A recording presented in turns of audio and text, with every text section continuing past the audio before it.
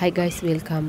අපි අද යන්නේ ජාතික උද්භිද උද්‍යානයකට මැලේසියාවේ තියෙන මුලින්ම අපි එන්ට්‍රන්ස් එකේදී ටිකට් ගන්න ඕන රින්ගිත් 3ක් වෙනවා එක ටිකට් එකක් එක්කෙනෙක්ට. ඊට පස්සේ අපි මෙතනින් එන්ට්‍රන්ස් එකෙන් ඇතුළට යනවා. මේ වීඩියෝ එකේ මෙතන මේ ප්ලේස් එක ගැන ලොකු විස්තරයක් මම ඔයාලට කියන්නම්. වීඩියෝ එක ඉවර වෙනකන් ඔයාලා වීඩියෝ එක බලන්න.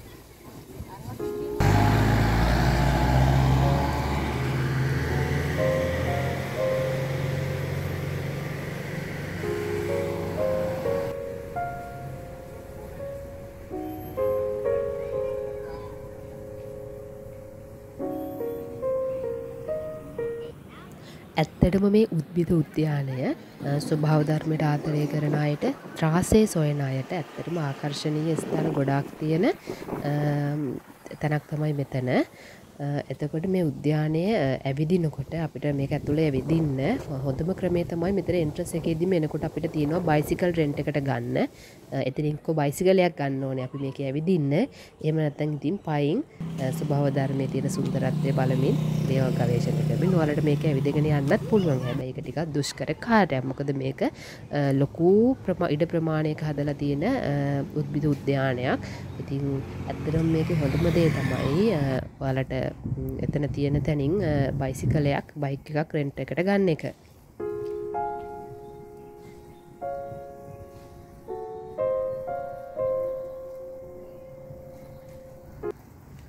මේ ශාලම් ජාතික උද්භිද උද්‍යානය එහෙම නැත්නම් තමන් බොටනි නෙගාරා ශාලම් කියන එක මේක කලින් TPM විදිහට තමයි හැඳින්වෙන්නේ. TPM කියන්නේ තමන් පෙරටනියන් මැලේසියා කියලා.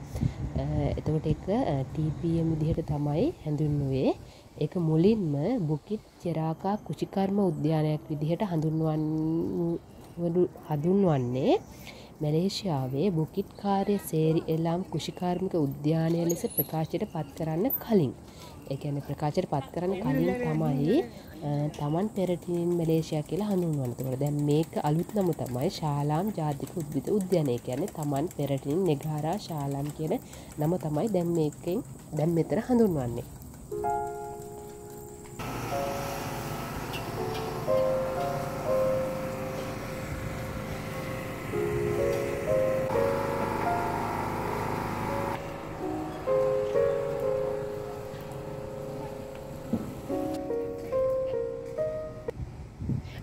මේකේ පරමාර්ථය තමයි උද්භිද විද්‍යාත්මක උද්‍යාන විද්‍යාව කුෂිකර්මාන්ත සහ තවත් විවිධ ක්ෂේත්‍රවල සංවර්ධනය සඳහා අධ්‍යාපන විද්‍යාත්මක පරීක්ෂණ සහ සංරක්ෂණ යන ක්ෂේත්‍රවල විශිෂ්ටත්වයේම ජාතික මධ්‍යස්ථානයක් නිර්මාණය කරන එක තමයි මේ ගාඩන් එකේ තියෙන පරමාර්ථය වෙන්නේ.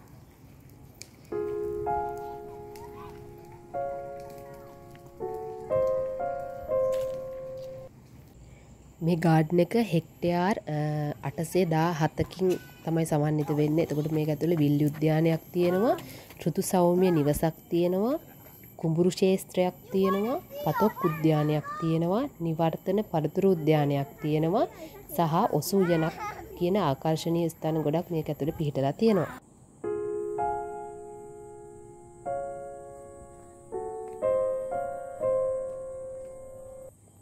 ඒ මම කලින් කියපු ඒවාට අමතරව තව මේ උද්‍යානය ඇතුලේ පිහිටලා තියෙනවා කුටි සහ සම්මන්ත්‍රණ ශාලා තියෙනවා. එතකොට මේගොල්ලෝ ඉන්කම් එකක් විදිහට ඒවා රෙන්ට් එකට දෙනවා. එක උත්සව වලට ඒ වගේ සංවිධානය කරන දේවල් වලට ඒ සම්මන්ත්‍රණ ශාලාව සහ කුටි මේගොල්ලෝ රෙන්ට් අවුට් කරනවා මේ ගාඩන් එක ඇතුලේ.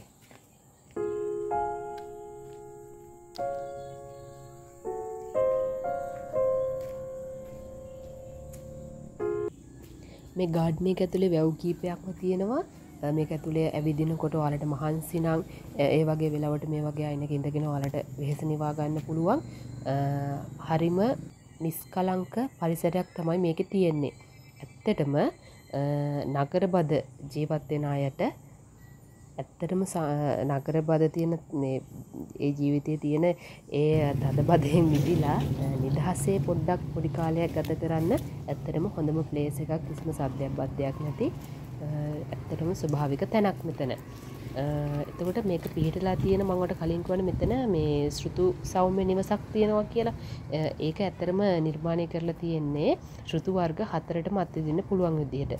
සිව් ඍතු නිවසක්. ඒ කියන්නේ මේ නිවස ඇත්තටම විවෘත කරන්නේ 2001 මුල් භාගයේ තමයි මේ ඍතු සෞම්‍ය නිවස මේ උද්භිද උද්‍යානයේ ස්ථාපිත කරන්නේ 2021 වර්ෂයේ මුල් භාගයේ තමයි.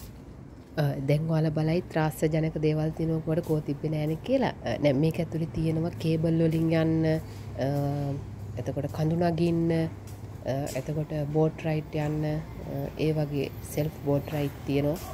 ඒ වගේ දේවල් මේක ඇතුලේ පොඩි වැව් තියෙනවා. ඒ වැව් වල ඒ වගේ දේවල් මේක නිර්මාණය කරලා තියෙනවා.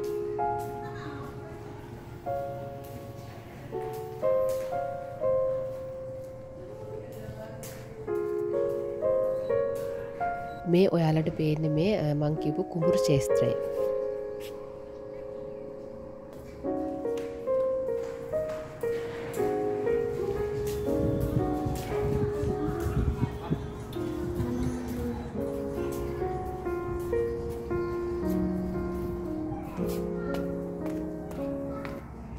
මේ වීඩියෝ එකත් එක්ක එකතු වෙලා හිටපු ඔයාලා ඔක්කොටම ගොඩක් thank you so much. මේ වගේ තව වීඩියෝ බලන්න TR travel අපිව subscribe කරලා තියාගන්න. එහෙනම් මේ වගේ තව ලස්සන ලොකේෂන් එක ලස්සන වීඩියෝ එකක් අරගෙන එනකම් ඔයාලා හැමෝටම ආයෙත් thank you so much. TR travel අපිව subscribe කරලා තියාගන්න. මේ වගේ තව ලස්සන වීඩියෝකින් එන්න. bye bye.